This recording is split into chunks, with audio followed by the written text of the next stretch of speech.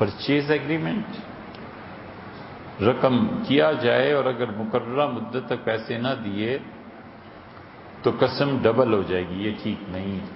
مالی معاہدات میں اگر وہ آدمی پیسے بر وقت ادا نہ کرے تو عدالت میں جایا جائے، قاضی اس کو دیکھے گا، قاضی اس کا فیصلہ کرے گا، فرد واحد اس کا فیصلہ نہیں کر سکتا، ورنہ یہ سود میں آ جائے۔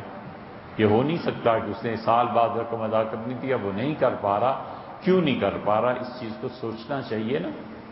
ممکن ہے ملک میں اسٹیبلشمنٹ، ملک کی معاشی حالت ہی اتنی برباد ہو گئی ہو کہ کچھ نہ کر سکے۔ ایک چیز اس وقت کتنے کی مل رہی تھی، اب کتنے کی مل رہی ہے، اور عین ممکن ہے کہ اس کے پاس پیسے ہیں اور جان بوجھ کے چھپا رہا ہو بینک میں، اور عین ممکن ہے کہ اس کو نقصان ہو گیا۔ مختلف احتمالات ہیں نا، کورٹ اس کا فیصلہ کرے گی۔ یہ اتنی بڑی بڑی چیزیں اور حدود جو ہیں یہ فرد واحد کے ہاتھ میں نہیں دیے جا سکتے، یہ پورا ایک نظام چاہیے اس کے لیے، اور اس نظام کے ذریعے فیصلہ ہوگا۔ وہ نظام نہ ہو تو پھر اس نظام کو نافذ کرنے، اس نظام کو زندہ کرنے کے لیے جد و جہد کرنی چاہیے۔